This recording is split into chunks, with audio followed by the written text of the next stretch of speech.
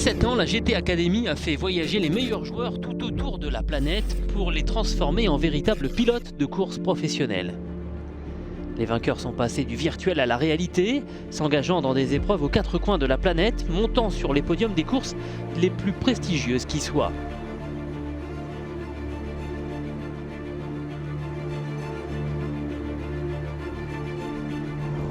Il y a eu des erreurs, des sorties de route et des défaillances.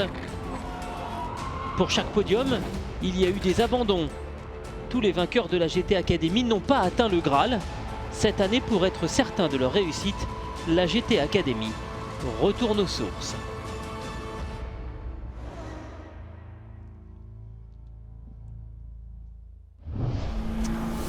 Romain Sarrazin s'est imposé devant 100 000 autres joueurs inscrits à la GT Academy pour décrocher un contrat de pilote professionnel.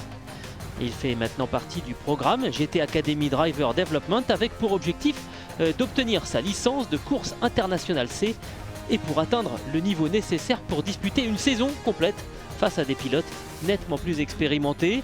Les coachs de la GT Academy travaillent avec lui chaque jour. Avec l'expérience des saisons précédentes, on a découvert que les garçons progressaient plus vite en les faisant rouler avec beaucoup d'autos différentes pour développer leur faculté d'adaptation. Si vous avez la faculté de monter dans n'importe quel type de voiture et de vous y sentir à votre aise immédiatement, cela fera de vous un pilote nettement plus fort dans les moments décisifs. Être pilote de course, c'est être capable de s'adapter à des voitures différentes, à différents types de propulsion. Traction, propulsion, 4 roues motrices, il faut tirer le meilleur de ce dont vous disposez. La meilleure façon d'apprendre une nouvelle voiture, c'est la préparation. Il faut regarder les vidéos, parler aux gens et rouler avec dès que possible. Pour aider les pilotes à progresser rapidement, on leur fait régulièrement faire des sessions d'entraînement avec les coachs de la GT Academy à bord des mêmes voitures. C'est là qu'ils apprennent à devenir pilotes de course. C'est là que les choses sérieuses commencent. C'est là qu'ils apprennent. C'est du cours individuel à bord des voitures performantes. On est au circuit de Bedford pour travailler sur quelques points précis. En premier, on travaille sur l'adaptation. Donc on les fait rouler dans beaucoup de voitures différentes dans un laps de temps le plus court possible et en évoluant à la limite. Certaines parties du circuit sont sèches, d'autres mouillées. On cherche aussi à leur faire ressentir les différences du niveau d'adhérence à différents endroits du circuit. Ici, on peut se donner à fond, améliorer notre pilotage. C'est un moment très important dans notre programme. On progresse beaucoup et les coachs peuvent nous aider et nous donner des astuces. Ils établissent différents scénarios pour se concentrer sur la vitesse ou la régularité, mais on passe le plus clair de notre temps derrière le volant. On a le temps de travailler avec un peu moins de pression pour progresser. Idéalement, ce que l'on cherche, c'est à éviter le fonctionnement on-off, qu'ils apprennent à doser. Il est très important pour un pilote d'apprendre à s'adapter et à piloter des véhicules différents. Donc on leur fait tout essayer, d'une petite voiture propulsion qui n'a pas énormément d'appui, comme la Caterham, pour aller jusqu'à la Jaguar, qui possède elle beaucoup d'appui. On leur apprend à exploiter l'appui aéro et les pneus slick, et ensuite on leur enlève toute adhérence. On simule des pneus très usés, simplement en mettant des mauvais pneus sur la voiture. On regarde de quelle manière ils adaptent leur façon de piloter, donc ils essayent, ils échouent encore et encore, mais surtout ils répètent ces exercices à de très nombreuses reprises. Tout est une question de compromis. On va refaire 3 ou 4 tours, juste comme ça.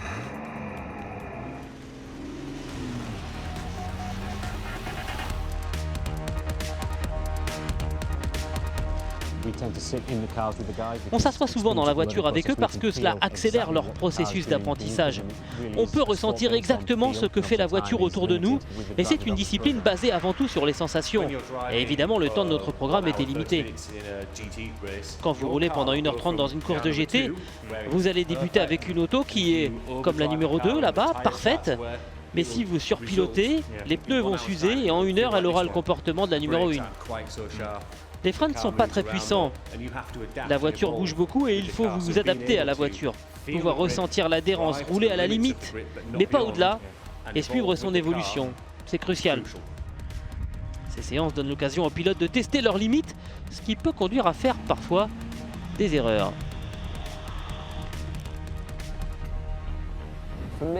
Pour moi, les erreurs sont très intéressantes, elles sont même formidables. On n'a pas le droit d'en faire durant les week-ends de course. On n'a pas le temps ou l'argent pour réparer les voitures et il faut obtenir toutes les signatures dont on a besoin. Donc il faut faire toutes les fautes possibles durant ces sessions de roulage en individuel. On peut les analyser, on peut retourner sur le tableau noir, on peut comprendre comment la faute est survenue, comment elle est arrivée et surtout comment ne pas la refaire. Ce que je veux, c'est que tu restes ici bien à l'intérieur. J'aime pas trop quand tu élargis, tu t'écartes et les roues commencent à patiner parce que en gros, tu foires complètement dans ce virage. Ils veulent qu'on attaque, ils veulent qu'on ressente les limites des voitures dans un environnement donné et avec eux dans la voiture. Ils ne veulent pas qu'on fasse ces erreurs durant les épreuves parce que cela pourrait nous coûter les signatures nécessaires ou bien de finir la course qui est notre objectif chaque week-end. Si vous faites une erreur, je veux qu'elle soit corrigée le plus vite possible. C'est parfois très contrariant d'être face à un pilote et de lui demander de changer sa façon de faire et de s'adapter à une situation et qu'il ne le fait pas. On a eu un petit peu ça ce matin. Tu entends la voiture taper contre le sol, mais tu continues à faire pareil. Je t'ai dit de ne pas prendre le vibreur. Et bam! Comme si ça n'avait pas d'importance. Et parfois ils nous disent que nous ne voulons pas entendre. Mais c'est bon pour notre apprentissage. C'est dur, mais c'est comme ça qu'on progresse. Cet après-midi, je pense ou j'espère que ça roulera plus proprement et que nous aurons un après-midi plus productif. Il va falloir qu'on s'entraîne au changement de pilote. Pour le moment, tu mets 15 minutes à t'installer et tu seras en retard pour la course. Avec 2 séances de travail comme celle-ci chaque semaine, les concurrents de la GT Academy peuvent améliorer rapidement leur technique et leur niveau de pilotage. Les succès des précédents pilotes de cette GT Academy ont démontré que ces entraînements intensifs leur permettaient ensuite de piloter tout type de voiture.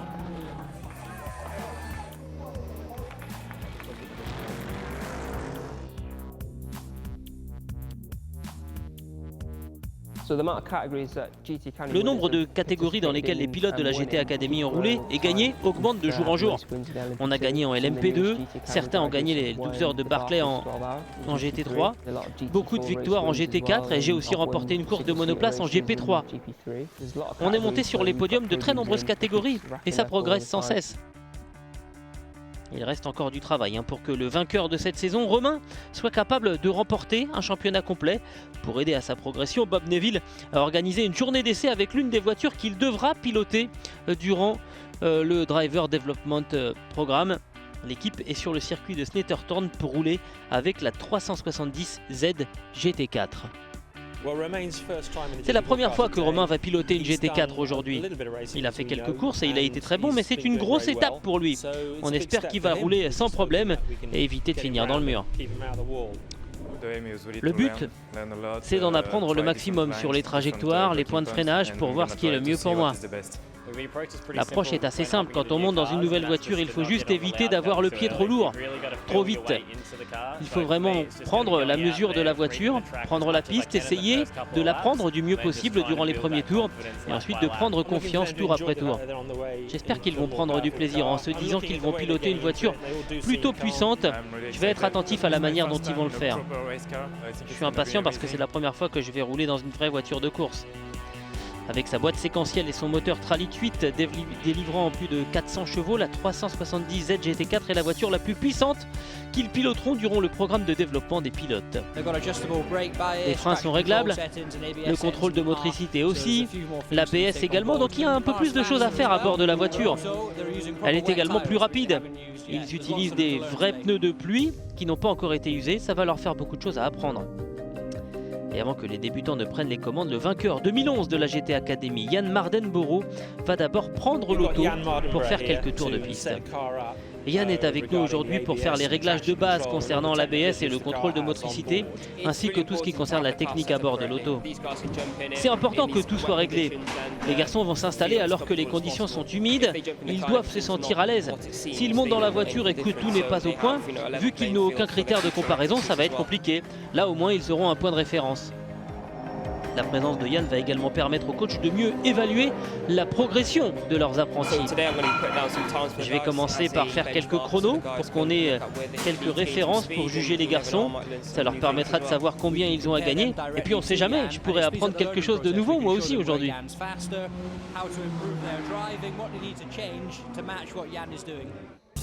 On pourra comparer ce qu'ils font par rapport à Yann. Et c'est Matt Simons qui passe le premier.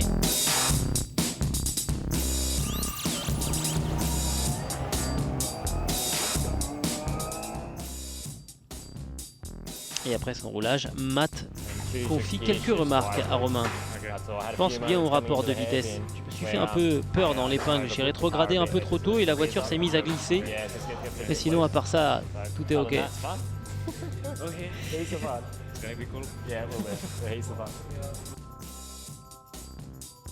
Romain prend la piste à son tour et après avoir pris la mesure des conditions changeantes, il commence à faire des tours de plus en plus rapides à seulement 1,5 seconde des références établies par Yann.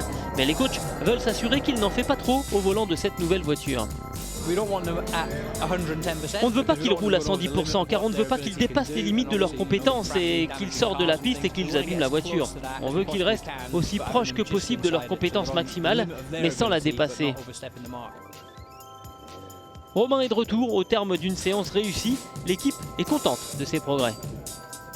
Ouais, il roule très bien, la voiture est en un seul morceau, il a fait des bons tours, donc oui, nous sommes contents. Il a très bien travaillé, il a fait progresser ses temps, il a bien roulé. Ça a été une journée difficile, les conditions sur le circuit étaient délicates, ça glissait énormément, mais ils ont progressé tous les deux, ils ont bien travaillé. Ils ont fait une bonne journée d'essai, on est ravis. Les apprentis pilotes continueront à accumuler de l'expérience en piste durant le programme de développement. La semaine prochaine, nous verrons à quel point le travail d'équipe est important et nous verrons comment les lauréats de la GT Academy s'adaptent à leur nouvelle vie de pilote.